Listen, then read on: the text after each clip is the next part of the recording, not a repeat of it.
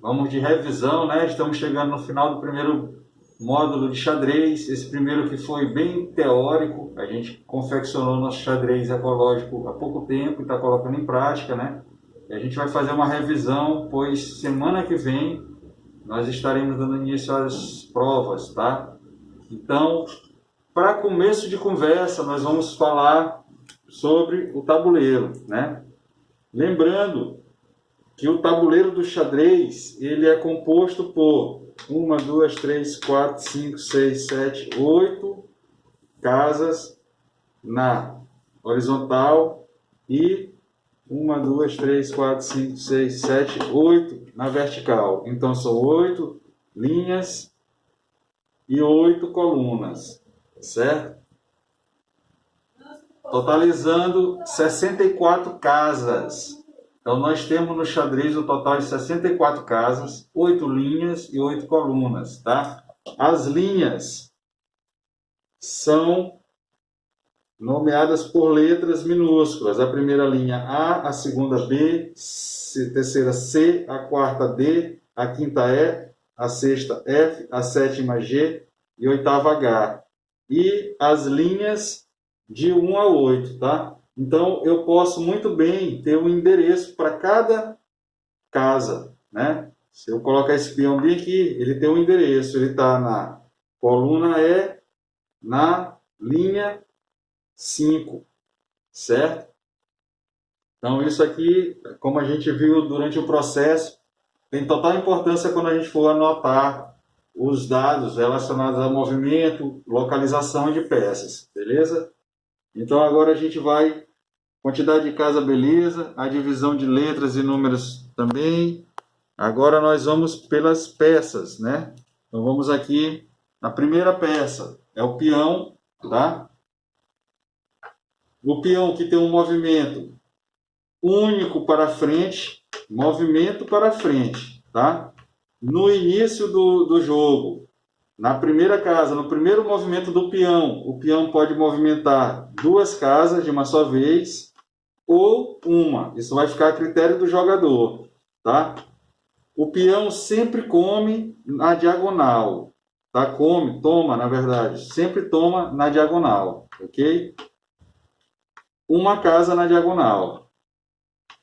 Outro movimento que é muito estudado do peão é o en passant. O que é, professor? É quando o peão sai 2 casas, tá legal?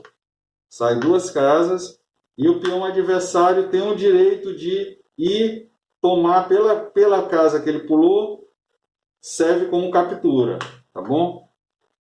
O en passant, então do peão nós temos esse movimento de 2 casas inicial e o movimento de uma casa. Como é só uma revisão, nós vamos ser mais breve possível, tá?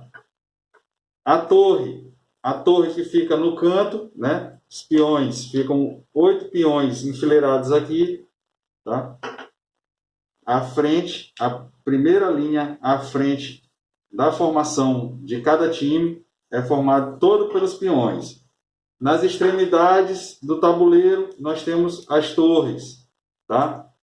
O movimento da torre. A torre sempre movimenta-se ou na vertical, tanto para trás quanto para frente, diferente do peão, que o peão só anda para frente, ele não volta. A torre pode ir quantas casas quiser, num só movimento, para frente ou para trás, ou para a direita ou para a esquerda, tá? Então, o movimento da torre, de uma a quantas casas quiser, da direita para a esquerda, para frente ou para trás, certo? Torres, ok. Cavalo. Cavalo anda sempre em L, né? 2 casas para frente e uma para o lado, independente do lado, tá? 2 casas para frente e uma para o lado. Ou uma casa para o lado e 2 para frente. A ordem aqui não vai alterar o fator, certo? Então nós temos aqui o cavalo, que movimenta-se sempre 2 casas para frente e uma para o lado, né? Podendo ser qualquer um dos lados, ou uma casa para o lado e 2 para frente. Lembrando o seguinte, que o cavalo é a única peça que pode pular peças, tá? Ele pode passar por cima de peças, lembrando o movimento do cavalo, da nossa vida mesmo, né? O cavalo ele pula obstáculos, né? Ele pode pular tanto peça do seu próprio time, quanto peça adversária. E lembrando que na captura, o cavalo sempre vai capturar no final do seu movimento, tá bom? Ocupando o espaço onde estava a peça. Não falei da captura da torre. A torre também captura sempre ficando na casa, ok? Então nós já vimos peão, cavalo, torre. Agora nós vamos ver o bispo. O bispo ele anda sempre na diagonal. O bispo que está nas casas pretas vai andar sempre na diagonal preta, tá? Uma ou demais casas, tanto para frente quanto para trás, mas sempre na diagonal, tá certo? Do bispo nós vamos para o rei. O rei anda sempre uma casa, para todas as direções, tá? Proibição do rei. O que não é permitido o rei? O rei não pode ir para uma casa que esteja tomada. Por exemplo, eu tenho a torre aqui. A torre sempre anda na vertical ou na horizontal. Logo, o rei não pode ir para as casas onde a torre tem domínio, tá? Não pode ir para cá, não pode vir para cá. Pode vir para cá, professor? Pode, porque aqui é a diagonal e a torre não tem domínio dessa casa. Então, o que a gente entende de proibição de movimento do rei? O rei nunca pode ir para uma casa tomada, certo? Também não pode pular peça, também não pode tomar lugar de casa própria, de peça do mesmo time, certo? E a rainha, ou dama, né? A gente usa mais dama por conta da nomenclatura, quando a gente for escrever, a gente escreve com D.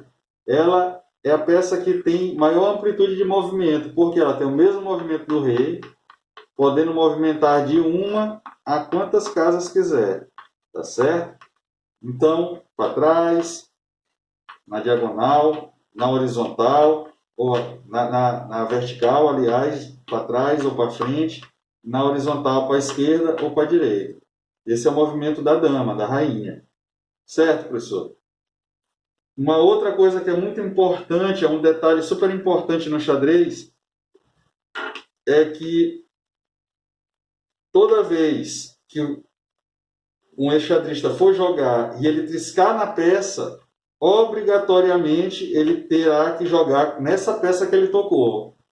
Então ele não pode ficar triscando em peça e alternando, eu vou jogar com essa, trisca nessa, depois trisca nessa. Triscou, é obrigatório o jogo, que ele jogue com essa peça. Só tem uma exceção. No caso do rei, se ele não tiver para onde ir, não tiver como ele ir para lugar algum, então ele pode triscar no rei, que não vai ter como jogar mesmo, vai estar em xeque. Ou, por exemplo, eu estou com essa situação aqui, tá? Aonde a rainha está protegendo o rei, né? Então, eu posso triscar aqui na rainha por engano. Eu trisco na rainha para tirar ela do lugar, né? Eu trisco a rainha para tirar, digamos, nem a rainha. A rainha pode aqui, de repente, mudar aqui, tomando o bispo. Eu vou triscar aqui na torre e tirar ela do lugar aqui, certo? Eu não posso mudar. Então, eu posso até triscar nela que não vai alterar em nada. Por quê? Porque se eu tiro ela daqui, eu coloco o rei em xeque. E isso é uma jogada proibida. Tá? É um lance que não é permitido. No caso, como eu deveria jogar aqui? Eu posso até triscar na torre, porque ela não pode sair. Eu posso triscar aqui, vou ver que não pode sair. E movimento o rei. São lances que são permitidos por conta da proibição da jogada fundamental, que é eu não posso nunca botar o meu rei numa condição de xeque. Certo? Então é isso. Movimento de peças, regra, pegou, né? Jogou, tem que jogar. A quantidade de cada peça. Nós temos por cada cor, nós temos dois cavalos, duas torres, dois bispos, 8 peões, uma dama e um rei. Mesma coisa com as peças pretas. 2 de cada, né? 2 cavalos, 2 torres, 2 bispos, né? Uma dama, um rei e 8 peões. Certo? Então é isso. Essa foi nossa revisão, né? Só estudar, turma. Aqui, o que eu falei aqui não vai cair na prova, vai despencar. Certo? Então, se vocês quiserem tirar nota 10 na prova, é só assistir essa revisão, né? Prestar bastante atenção, fazer anotações sobre o que eu estou falando. Vou falar agora aqui brevemente, tá? Então, vamos lá aqui, ó. Tabuleiro, nós vimos a quantidade de casas, 64. A divisão em letras, né? Minúsculas, que formam as colunas, números formam as linhas. O endereço, que é a letra mais o número, ela dá um endereço de uma casa exato. Peça, nós vimos a nomenclatura, né? E a quantidade de cada e o total, né? Nós temos então aqui, para cada time, nós temos 2, 4, 6, 8, 2, 4, 6, 8. Então, nós temos 16 peças de cada cor. Então, nós vimos individualmente o número de peças e vimos também a quantidade geral. Então, se nós temos 16 aqui, mais 16, totaliza 32 peças no xadrez. Então, o xadrez tem 32 peças. Para cada time, nós temos 16 peças. Tá? Nós falamos a quantidade individual de cada peça. O tabuleiro tem 64 casas, 8 fileiras e 8 colunas, 8 linhas e 8 colunas. Tá? Então, a revisão está mais que completa. Espero que vocês tenham gostado da aula, tá? E estudem.